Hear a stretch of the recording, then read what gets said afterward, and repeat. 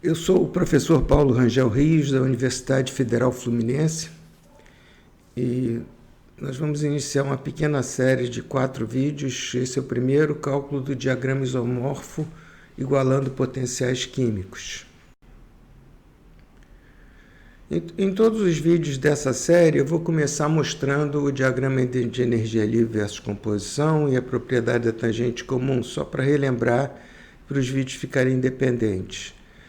E depois eu vou mostrar o diagrama de equilíbrio paládio-ródio. Por que isso? É um diagrama isomorfo e eu vou usar ele como modelo aqui. Poderia usar o cobre-níquel, mas já está um pouco manjado do livro o livro que é adotado normalmente. Vamos falar de solução ideal. Solução ideal do paládio-ródio e o equilíbrio igualando os potenciais químicos e finalmente calcular o diagrama isomorfo. Bem, aqui nós já vimos isso no vídeo anterior, em que a tangente é o diagrama de energia livre composição da potencial químico, né? A diferença de potencial químico menos o estado padrão, GMA, GMA0 nos interceptos aqui, né? Então, quando a gente tem duas curvas de energia livre composição, a tangente comum vai me dar os dois pontos em que ocorre o equilíbrio, em que o potencial químico de A na fase alfa é igual ao potencial químico de A na fase beta. E o potencial químico de B na fase alfa é igual ao potencial químico de B na fase beta. Prestem muita atenção. O potencial químico de B é sempre lido no eixo B. Tá certo? Em função do estado padrão desse eixo. Então, nós vamos ver um exemplo mais concreto mais adiante. Mas essa construção, gostaria que todo mundo tivesse. Aqui nós temos o diagrama isomorfo com gap de miscibilidade. Vamos ver em outro vídeo como é que a gente pode calcular esse gap usando solução regular.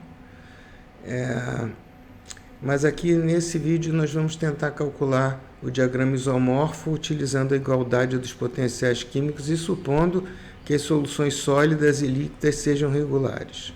Vamos ver se a gente tem sucesso ou não no final. Bem, essa é uma maneira de determinar o equilíbrio entre o líquido. Aqui estão os potenciais químicos do líquido e aqui estão os potenciais químicos do sólido.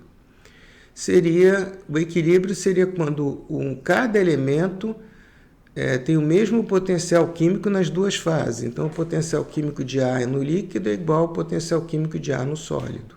De B no líquido é igual ao potencial químico de B no sólido, né? E, claro, a conservação dos elementos, Na mais NB igual a 1.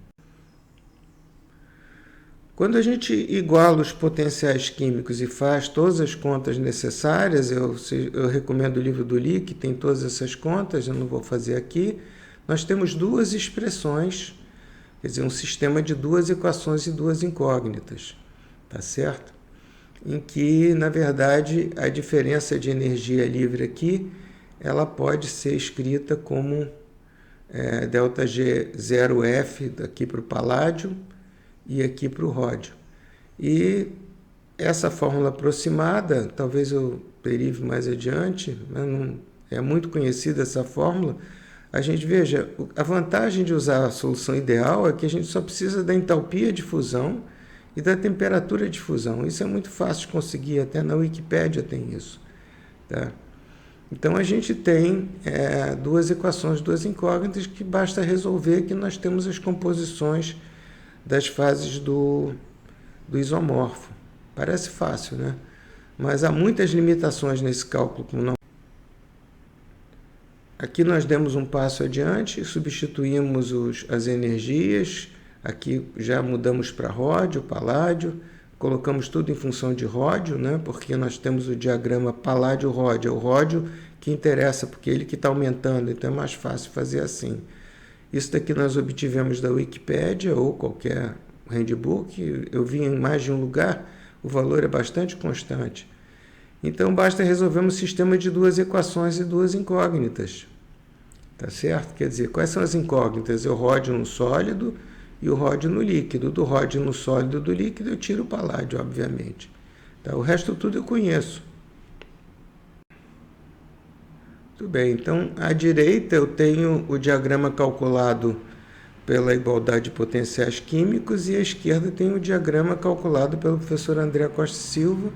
Então, na mesma escala, 1 para 1, a gente vê que é bem diferente, né? Esse tem uma barriga para baixo, esse aqui já é mais ou menos reto. Vamos tentar ver se a gente consegue comparar um com o outro direto.